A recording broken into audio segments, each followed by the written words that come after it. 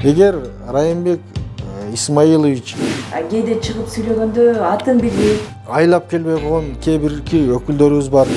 Райымбек Матраимов, Жээнбеков, Атамбаев, Бабанов, Сапар Исаков. Чет өлкөдөн келинген заказ. Керек болсо ушул парламенттин ичинде отурган саясатчылардын заказ экендигине карапайым эл ушул 500-600 чиновникти, саясатчыны багамдап эле өмүр өтөт.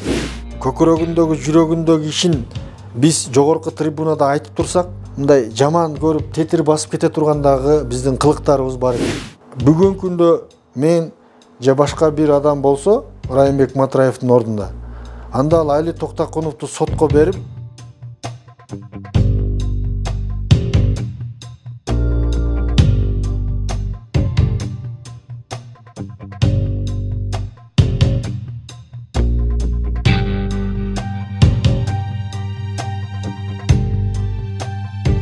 Саламатсыздар бардактуу Автор ТВ каналынын көрөрмандары. Бүгүн биз Жогорку кеңештин депутаты Шайлообек Атазов менен маек курмакчыбыз. Саламатсызбы? Саламатсызбы? Алгачкы суроо мындай болсун. Жогорку кеңештеги депутат болгондон кийин эле аз убакыт өтпөй эле ушул Түркия мамлекетине барып, Түркия мамлекетинин Стамбул шаарына барып, жылдын алтын адамы наамын алып келдиңиз да. Биринчиден бул сыйлык элдики деп айтсам болот. Бул биздин кыргыз элибизге берилген баа, кыргыз элибиздин белеги деп бааласам болот. Бул чакыруу мен үчүн биринчиден күтүүсүз болду. Жана бул сыйлыкты алуу менен мен келечекте дагы көп элиме кызмат кылам деген чоң өзүмө бир тапшырма алдым десем болот. Бул аванс катары берилди мага. Анан биз жөнүндө, мына кыргыз парламенти жөнүндө буларда абдан чоң маалымат бар экен. Балким баягы активдүү, жигердүү, келечектен үмүттөттүргөн критерийлерди эске алган болуш керек деп ойлойм. Негизи аларды деле сурабайм, мен берип аткан белегини кубаныч менен алып, сүйүнүү менен алып, бул элимдин белеги, бул жалпы элдин сыйлыгы деген ниетте кайра келдим да. Кыргызстанда баягы азыр ким көп, депутат көп, анан ырчы көп деген дагы сөз көп айтылып калды да. Анан мамиле дагы өзгөрө баштады десек да болот да, акыркы кырдаалдардан уламчы. Анан ушул Түркия мамлекетинде элдин эл өкүлдөрүнө болгон мамилеси кандай экен? Байкадыңызбы? Парламенттиндеги сессия болгон тарап өзүнчө, ал эми элдерди кабыл алууга өзүнчө имарат бөлүнгөн жана өзүнчө шарттар түзүлгөн да.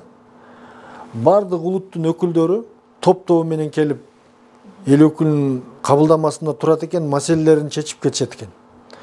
Ал жерде эл менен бийликтин жана депутат менен шайлоочуларынын бири-бирине болгон түшүнүүсү, сый урматы чоң. Депутаттары дагы шайлоочуларын уят кылган эмес, жана эки жүздүүлүк кылган эмес, шайлоочулары дагы сый урматты ордуна койгон. Ошон үчүн бул жагынан депутаттарына болгон элинин урматы жогорку деңгээлде экен. Эми алар да ошого татыктуу болгон үчүн алар сыйлайт да. Биздин депутаттар элдин арасында тагыраагы эл үчүн кадыр баттуу болуш үчүн эмне кылыш керек? Бүгүнкү алтын чакырыштын депутаттарынын арасында баягы аккан суудун кадыры жок дейт. Кадырлабай аткан эл өкүлдөрүбүздү билебиз. Ошол эле учурда эл качан эл өкүлүнү баалабай калат? Себеби ал көп жолу элди алдап коет да. Эки жүздүүлүк кылып коебуз, элибизди сатып беребиз, келишимдерге, мыйзамдарга келгенде туруксуздук кылып коебуз да. Мен мына 3 айдан бери, 4 айдан бери көрүп атам, көп жерде элибиз мындай жаман көрүп тетир басып кете тургандагы биздин кылыктарыбыз бар экен. Карапайым элибиздин мүдөөсүн, көкүрөгүндөгү, жүрөгүндөгү ишин биз жогорку трибунада айтып турсак, мыйзам кылып жазып турсак, анан алар кадырлайт жана сыйлайт да. Анан бардыгыбыз уйкучу болсок, баарыбыз үндөбөй отурсак, жумушка келбесек, айлыкты алып келип кетип жүрө берсек, бизди кадырлабайт, сыйлабайт да. Сөзүңүзгө аралжы. Ошол сессия учурунда канча депутат келет экен? Канча депутат келбей калат экен 120 депутаттын ичинен? Эми 120дан 80 келгендер бар, 96 келген бар. Кээде келбей койгондор, айлап келбей койгон кээ бирки өкүлдөрүбүз бар. Эмнеге мыйзамда чара көрүү каралган эмеспи? Жаңы конституция боюнча 10 жолу келбесе мандатын алышат да. Жаңы конституцияда көп жерлерде жоопкерчиликтер көрсөтүлгөн. Эми 10 жыл мурунку конституцияда ушул жагын караган эмес экен. Бирок эл шайлап мандатты берип, биздин үнүбүздү угуз, биздин бактылуу жашообузга мыйзам жаз деп бизге ишенимди бергенден кийин аны биз аткарышыбыз керек. Бүгүнкү күндө мен эмнеге көпчүлүгү интернеттерде бул дерзкий депутат, бул катуу айтат деп жазып атышат, жана наам берип атат. Себеби мен баягы адилетсиздикти көрүп туруп чыдай албай атам. Мен ал жердеги чындыкты айтып чыгып, эмне үчүн ошол элчилердин иштебей атканын, кээ бирки чиновниктердин иштебей атканын көрүп, бул не только биздин мамлекетке, биздин элибизге эле эмес, эртең бул мамлекеттин башчыбызга дагы, президентибизге дагы сөз алып бере турган нерсе. Демек, келдикпи, биз бардык нерсени коюп иштешибиз керек. Адам баласына бир үй, бир машина жетет. Сөзсүз 20 жип, 150 квартира алыштын кереги жок. Бүгүнкү күндө караңыз. Караңыз, Бишкек шаарынын мэрлеринин канчадан квартираларын айтып атат. Аны ойлосок биз мындай түшүбүзгө кирбеген 127 квартирасы бар экен деп атат. Ушул керек беле? 101 миң канча гектар жери бар экен деп атышат. Эми бир эл 4 сотик, 5 сотик жерге жетпей кээ бир адамдарыбыз өмүрү өтүп кетет, чек ала албай. А булар гектарлап жерди ээлеп жатып алат. Буга чыдап турган жүрөк, буга чыдап турган выждан, адамдык сапат, мамлекетке болгон сүйүү ушул жетекчиде бар деп эсептейбизби? Ал эң негизгиси. Бардык президенттин учурларында, бардык министрдин учурларында биринен бирине пахта коюп, кошомат коюп, кой союп, кызматтан кызматка которулуп келатат. Эми биз бир кызматты эптей албай, мамлекетке кыянатчылык кылып, кылмыш кылдыңбы, аны экинчи жолотпой турган кылышыбыз керек. Аны өзүн эле эмес, баласын да жолотпой турган кылыш. Эми буларды айтсаң, мени бардыгы жаман көрүшөт эртең. Себеби бүт Кыргызстанда 30 жылдан бери атасынан баласына, баласынан небересине кызматтарды өткөрүп келе жатышат. Карапайым эл ушул 500-600 чиновникти, саясатчыны багам деп эле өмүрү өтүп атат да. Жогорку кеңеш 5 жыл иштеди. Сиз 6-жылы депутат болуп келдиңиз. Анан парламентте сиз билген жана билбеген нерселер эмнесине таң калдыңыз жана эмнеси жаккан жок? Эми азыркы парламент кайсыл бир учурларда 5-10 жылдан кийинби бир учурда мындай тарых бере турган, тарых баа бере турган парламент болот. Себеби ооба сын пикирге кабылган, ар түрдүү лакаптарга кабылган дагы учурлар бар, бирок ошол эле учурда төңкөрүштөрдөн кийин мамлекетти мыйзамдуу талаага буруп кетүүдө, чечкиндүү коррупциялык схемаларды ачууда өзүнүн орду бар иштерди дагы көп кылган парламент. Бул парламенттин ишмердүүлүгүнө келечекте тарых баа берет. 5 жылга шайланган 6-чакырылыштын депутаттары 6 жылга чейин баягы кызматында отурушат. Анан бул негизи мыйзамдуу деп ойлойсузбу? Бул суроону коомчулукта ар дайым берип келишет. Эми мыйзамдуу болгон үчүн азыр бул парламент, бул чакырылыш иштеп атат. Өзүңүз билгендей күздө 4-октябрда төңкөрүш болгондон кийин юристтер, саясатчылар отуруп кийинки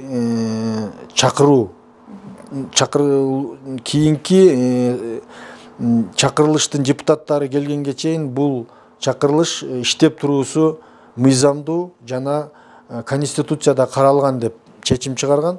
Ошондуктан бул азыркы иштеп аткан эл өкүлдөрү жаңы шайлоо болуп келгенге чейин иштегенге мыйзамдуу болот. Жана ошондой чечим кабыл алынган. Бул биздин бүгүнкү күндөгү жаңы конституциянын азыркы келген бийликтин ишмердүүлүгүнө, мыйзамдуулугуна, укуктук талаага келишине азыркы парламенттин чоң таасири бар, анын салымы бар десек болот.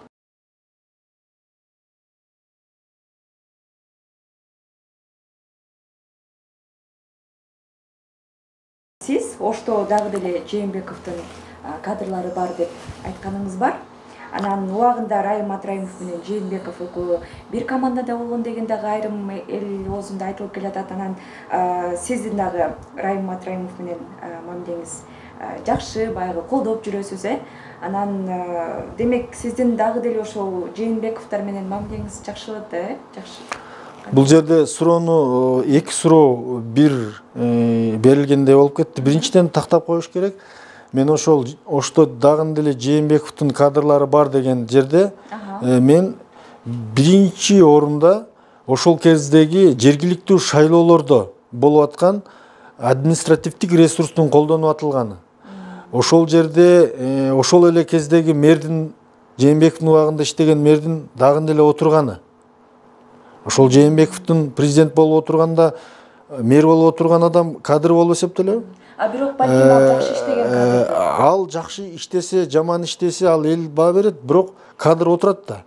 Андан сырткары ошол мэр жана башка ишканалардын баардыгынын жетекчилери шайлоонун административдик ресурс колдонуп өтүлүшүнө таасирин берип аткандыгы жана башка шаарларда дагы ушул толкун барып дагы наразычылыкты жаратып калбасын деген пикирди айтып чыкканмын. Бул нерсе кийин иш жүзүнө чындыкка ашып, Ош Бишкек шаары жокко чыкпадыбы? Мен ошол максатта, ошол таризде айттым, бул чындык экен, мына иш жүзүнө ашты. Демек, биздин президентибиз, экс-президентибиз Жээнбеков кеткенден кийин дагы деле ошонун тегерегинде Жээнбековго чейин дагы 4 президентти тактыдан кетирип, бирок дагы деле ошол элдин башын айланткан схеманы иштеп, шайлоо мафиясыны өткөрүп аткандардын фамилиясын айтып туруп мен айтып чыктым. Бул жерде сиз айтып аткан Райымбек Матраимовдун фамилиясы айтылган эмес. Себеби Райымбек Матраимов Жээнбеков президент болуп келгенден баштап кызматта иштеген жок. Анын кадры деп айтканга мен мыйзамсыз болуп калат да. Жок, кадры деп эмес, экөө баягы баары бир мамилеси жакшы болчу деп кыскача айттым да. Анан кийин мисалы Райым Матраимов менен сиздин кайра мамилеңиз жакшы, ошондо мындай көрөрүңүздөр менен кандай деп айтып атам жалпылап. Биз кечеги күнү бир кесиптешибиз дагы туура суроо берди да. Райымбек Матраимов учурунда Кыргыз мамлекетине ишкерлердин киришине салыштырмалуу бүгүн ишкерлердин кириши 70% азайып кетиптир. Ошондо Райымбек Матраимов ишкерлер менен иштөөдө менеджер экен да десе, ооба деп тастыктап атышат да. Бул жерде биз так билишибиз керек. Райымбек Матраимов, Жээнбеков, Атамбаев, Бабанов, Сапар Исаков, бул фамилияларды кимдер заказ берип каралап атат, жана аны кимдер каралап атат, каралатып жатат.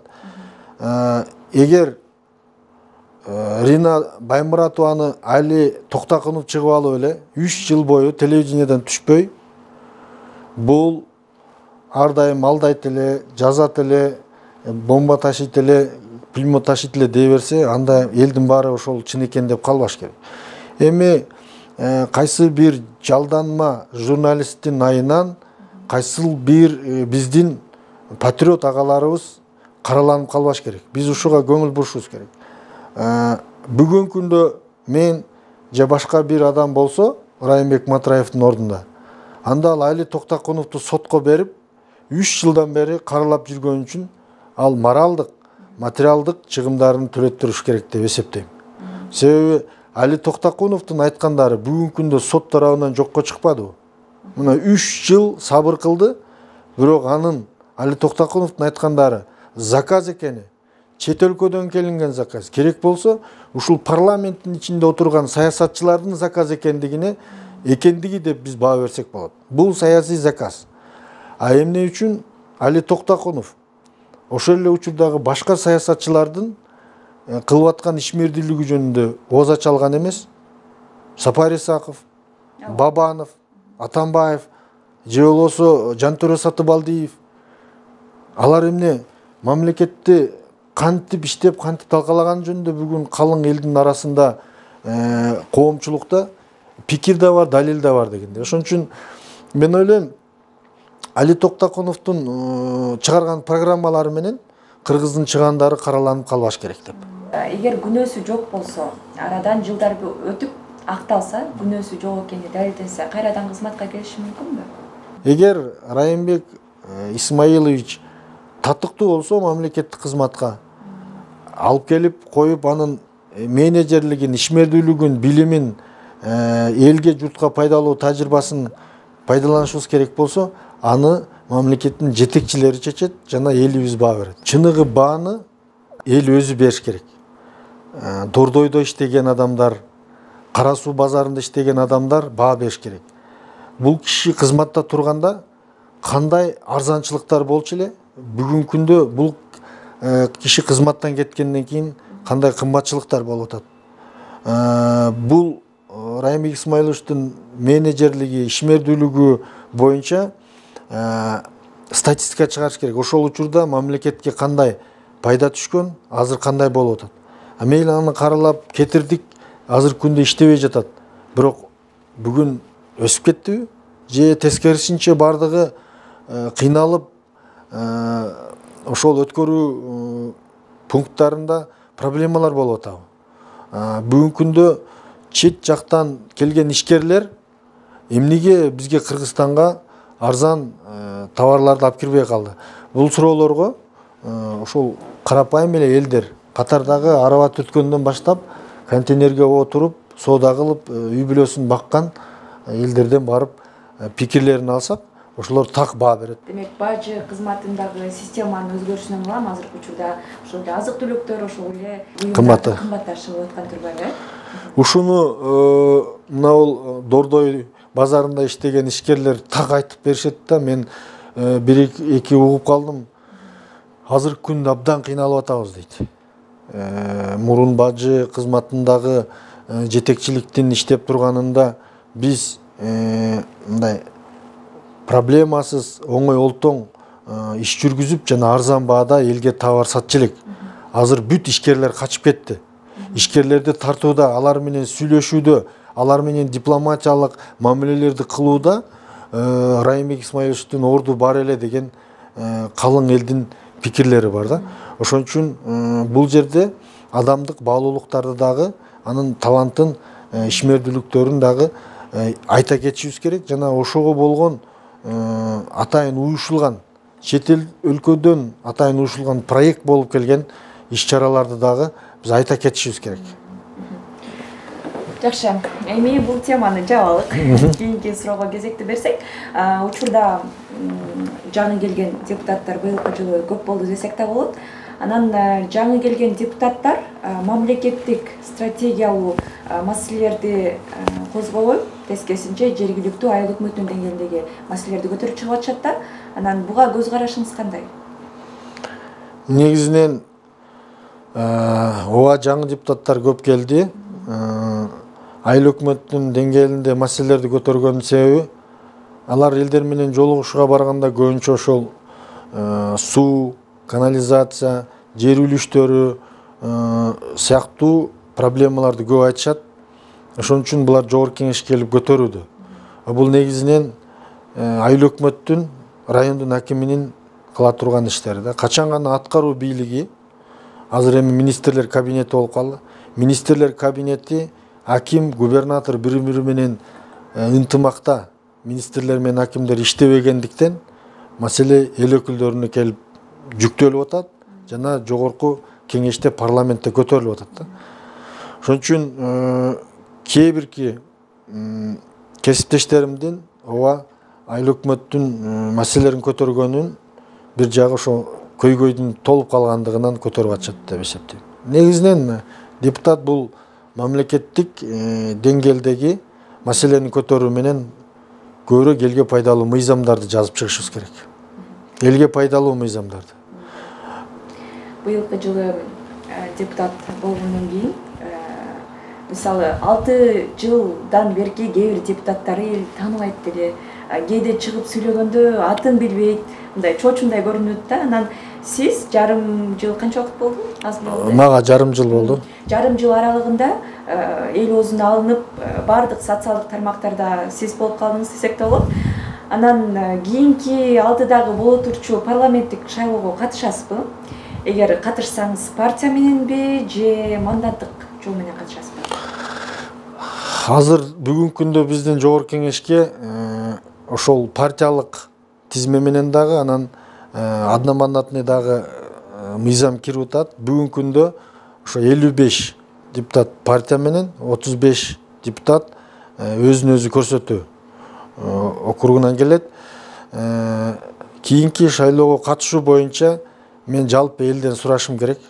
Эгер кийинки шайлоого мендей депутаттар элге керек болсо, бар десе, мен шайлоого катышам жана элимдин, мамлекетимдин кызыкчылыгын парламентте коргогонго иштеп берем. Жок, кийинки парламентке башка адамдарды тандайбыз десе, ал элдин укугу жана элдин эрки. Азыркы күндө карапайым эл менен, спортчулар менен, жаштар менен соцсет аркылуу өзүбүздүн жеке баракчабыз аркылуу жазышып, азыр сурамжылоо менен иштеп атабыз. Эгер алар бардыгы колдоп, жардам берип жөнөткөн болсо, кийинки шайлоого мен катышам. Бирок азыр партиялыкпы же одномандатныйбы так чечелекпиз. Президентибиз Садыр Жапаровдун учурдагы ишмердүүлүгүнө кандай баа бересиз? Президентибиз Садыр Нуркожоевичтин бүгүнкү күндөгү ишмердүүлүгү боюнча көп багыттарында колдоого аларлык десек болот. Бирок ошол эле учурда кадрлык тандоо, экономикалык өсүү багыттарында көп сунуштарды айтып, чыныгы иш билги адамдарыбыз жардам бериш керек деп эсептейм. Учурда азыр сын пикирлер дагы көп айтылып атпайбы? Кээ бирөө айтып атат, биздин ишеничибизди актаган жок деп, кээ бирөө мактап, баягы колдоосун көрсөтүп атат. Мындай толуккандуу кандай айта аласыз? Негизи көп жыл мамлекет мындай урунду болуп, көп жыл мамлекет мындай талкаланганга жеткирген тарыхыбыз бар да биздин. Ошондой баягы урунду болгон, чөгөлөп калган өлкөнү жакынкы 1 жыл ичинде тикелеп кетүү бул өтө оор иш да. Ошон үчүн бир аз убакыт берип көрүш керек.